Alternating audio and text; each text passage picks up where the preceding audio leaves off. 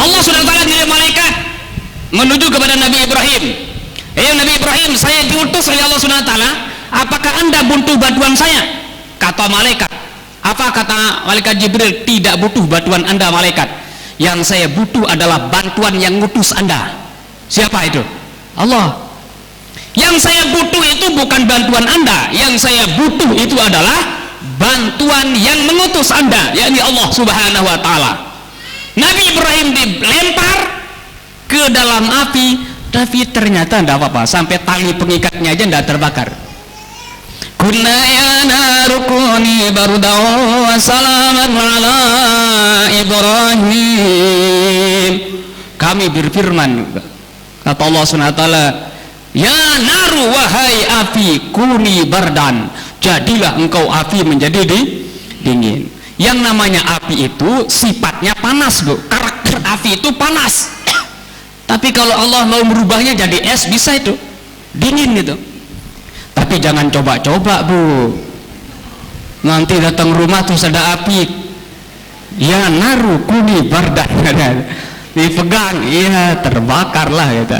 Jangan coba-coba hasbunallah wa ni'mal wakil terus pegang api, ya ndak usah lah. Tapi dalam keadaan situasi kondisi tertentu penting jadi itu membaca. Ketimbang kita macam-macam, ibu ya, misalnya ada di atas motor, ada di atas mobil, di mana gitu, kita baca hasbunallah wa ni'mal wakil, hasbunallah wa ni'mal wakil, hasbunallah wa ni'mal wakil. Itu kita ingat kepada Allah SWT, Allah akan ingat kita pada saat itu. Andai kata ini misalnya pada hari itu ada orang yang macam-macam niatnya bagaimana, insya Allah Allah akan melindungi, Allah akan melindungi kita. Ini terutama sekali ibu-ibu yang biasa pakai sepeda motor. Ibu-ibu pakai sepeda motor itu saya lihat itu kadang-kadang lebih kencang dari saya itu. Saya santai pakai sepeda motor itu. Wah, ibu-ibu itu ya Allah tabarakallah, nggak mikirin suami sama anaknya di rumah itu. Oh, kencang-kencang sekali itu pakai sepeda motor. Tapi katanya itu ya cepat terkendali kayaknya ya. cepat terkendali ya. Ya enggak apa-apa ibu-ibu dari itu. Biasa saya kalau lebih cepat itu biasa ingatnya tuh lebih kencang lagi tuh. Ya pokoknya ingat kepada Allah Subhanahu wa Ta'ala ya, terutama sekali dari hasbiyallahu wa ni'mal wakil atau hasbunallahu wa ni'mal wakil, hasbunallahu wa ni'mal wakil, hasbunallahu wa ni'mal wakil, hasbunallahu wa ni'mal wakil, hasbunallahu wa ni'mal wakil. Kalau mau dilanjutkan ni'mal maula wa ni'man nasir boleh ya. Cuma sampai sana anunya hasbunallahu wa ni'mal wakil. Ada ulama menganjurkan sampai 450 kali. Kalau mampu tiap hari, oh udah itu luar biasa udah itu. Insya Allah segala kebutuhan hidupnya sehari-harinya akan dicukupkan oleh Allah SWT. Kenapa? Karena kata-kata hasbunallahu wa ni'mal wakil itu adalah kalimat penyerahan diri kepada Allah secara total. Nah ini ibu-ibu ya, supaya kita tidak terlalu banyak pemikiran macam-macam. Di Betawi itu kalau orang hamil informasinya itu suka bawa gunting, itu untuk apa Bu? Tujuannya apa itu bawa gunting kalau orang hamil?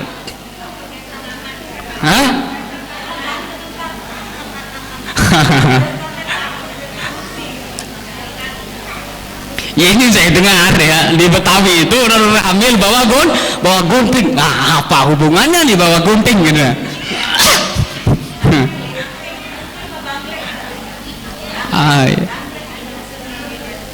Baca hasbunallah wa ni'mal wakil aja Bu, hasbunallah wa ni'mal wakil.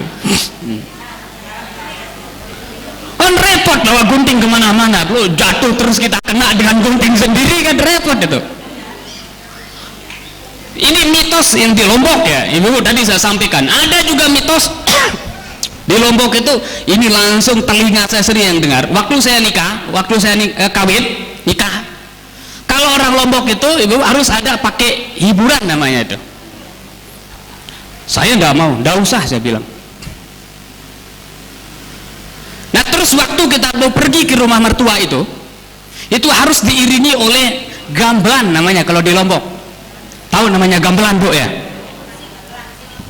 Yang ini tapi dua anunya, dikalongin terus dari kiri kanan. Ada keluarga yang ngusulkan, saya pokoknya untuk gamelan, sewa gamelan dengan mobilnya saya siap, satu keluarga itu. Tapi saya setting keluarga yang menentukan kebijakan, pokoknya kalau ada yang menginginkan untuk pakai hiburan, ndak usah, saya bilang.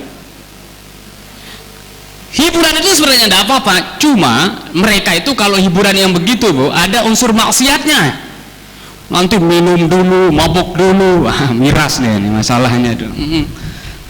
Masalah itu. Makanya saya tidak boleh, jangan pernikahan saya itu dikotori dengan perbuatan-perbuatan maksiat, saya bilang.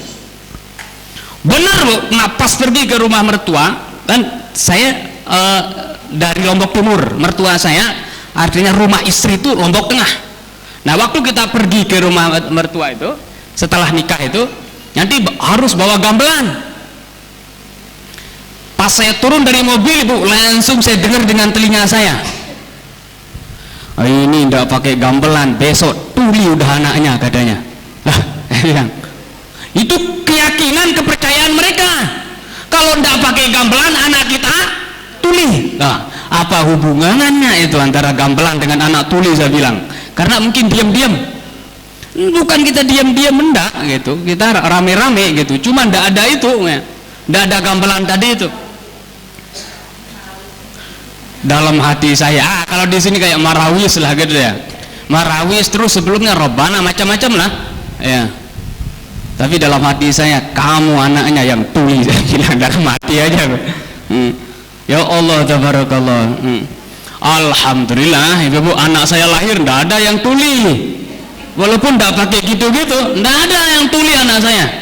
Dan alhamdulillah anak yang pertama dalam usia 12 tahun udah selesai khotam hafal Quran 30 juz. Alhamdulillah, berarti tidak tuli jadinya itu. Macam-macam aja itu kepercayaan.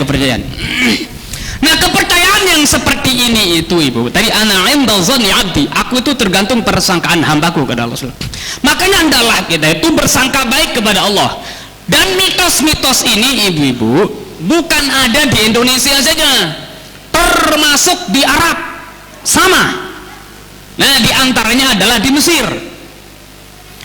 Nah tradisi, ya tradisi aja, jangan kita bilang budaya, ya budaya ini tidak baik.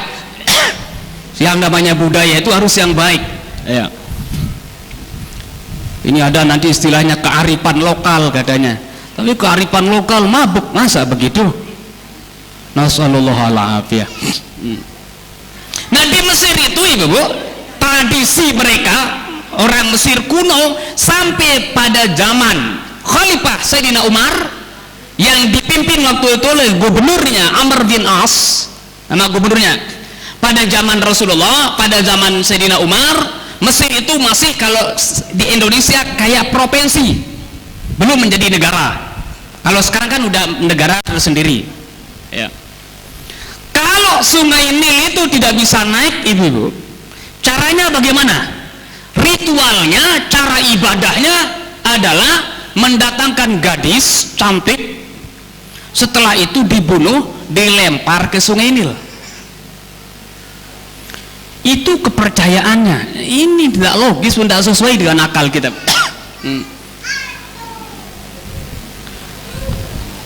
Tapi anehnya itu tradisi mereka, budaya mereka kayak tadi itu, tradisi mereka itu kalau sudah dilempar gadis itu ke Sungai Nil bisa naik. Kenapa? Karena itu menjadi keyakinannya. Makanya jangan kita punya keyakinan-keyakinan yang bertentangan dengan aturan Allah dan Rasulnya. Modelnya seperti itu kan tidak benar itu. Masa anak gadis terus dibunuh terus dilempar ke Sungai Nil.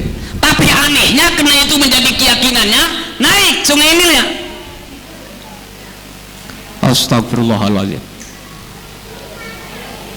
Akhirnya Sungai Nil tidak bisa naik. Kemudian masyarakat waktu itu, penduduk Mesir ngusul kepada gubernurnya Amr bin As, hei gubernur, Amirul Mukminin Amr bin As, Ini sungai Nil udah seharusnya udah bisa naik, tapi sekarang tidak bisa naik. Oleh sebab itu tolong sekarang kita laksanakan ritual. Ritual apa itu? Oh, zaman dulu caranya ritual, kalau air sungai Nil tidak bisa naik, harus datangkan gadis cantik, setelah itu dibunuh, setelah dibunuh dilempar ke sungai Nil, nanti sungainya naik. Ini keyakinan. Astagfirullahaladzim. Apa istilahnya kalau di bahasa Indonesia, Bu? Tumbal ya? Oh, ada tumbal. Kalau enggak nanti macam-macam adanya.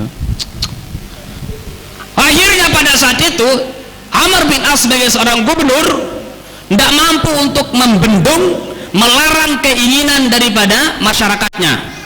Tapi sebelum dilaksanakan, beliau mengirim surat dulu kepada Amirul Mukminin, Khalifah, raja tertinggi pada saat itu, Sayyidina Umar, yang ada di Madinah.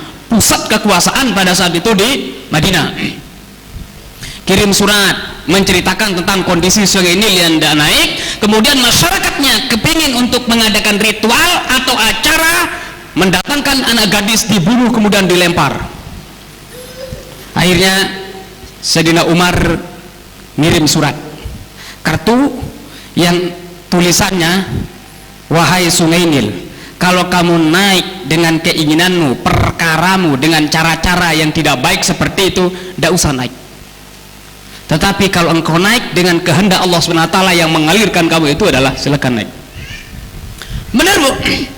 Akhirnya surat ini dilempar ke sungai Nil. Suratnya Sayyidina Umar, Bismillahirrahmanirrahim, tadi di atasnya, terus dilempar. Alhamdulillah naik. Itu hanya dengan tulisan Sayyidina Umar aja.